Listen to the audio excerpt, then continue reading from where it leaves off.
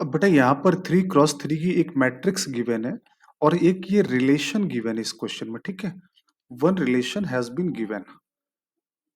अब इस रिलेशन को हमें यूज करना है और यूज करके इस फॉर्म में कन्वर्ट करना है। तो ये बहुत सिंपल क्वेश्चन है, बस एक बार आप समझ लीजिए। देखो, ए स्क्वायर इंटू ए क्या आ गया, ए क्यूब -2a² -4a माइनस और माइनस +4i। तो यहां से ए क्यूब बराबर कितना आ गया, 2a² +4a -4i। क्लियर है यहां तक। अब आपको निकालना है ए की पावर 5 निकालना है, देखो ना। तो इसमें एक मैट्रिक्स ए का मल्टीप्लाई कर दो तो क्या बन गया, ए की पावर 4 2a³ 4a² -4a। अब ए क्यूब की वैल्यू यहां से निकालकर इसमें डाल दो तो ये पावर और रिड्यूस हो जाएगी। तो 4a -4i +4a² -4a। तो ये आ गया 4a², ये आ गया 4 2 ज़ा 8a, 4 2 ज़ा 8i +4a² -4a।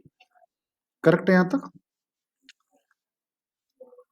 अब इसके बाद ये बन गया 8a² +4a -8i, it is equal to a⁴।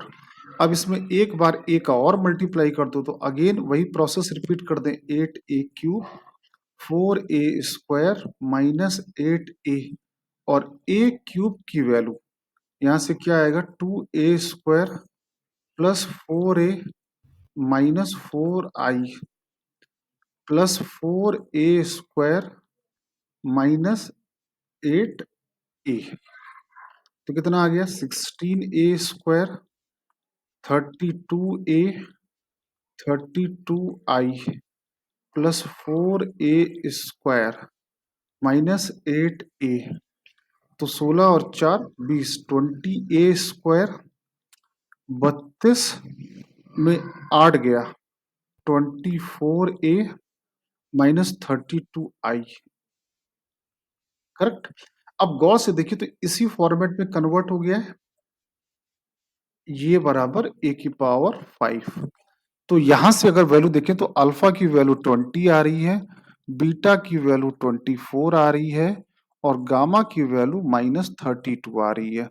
तो alpha plus beta plus gamma बराबर कितना आ गया, 20 + 24 -32।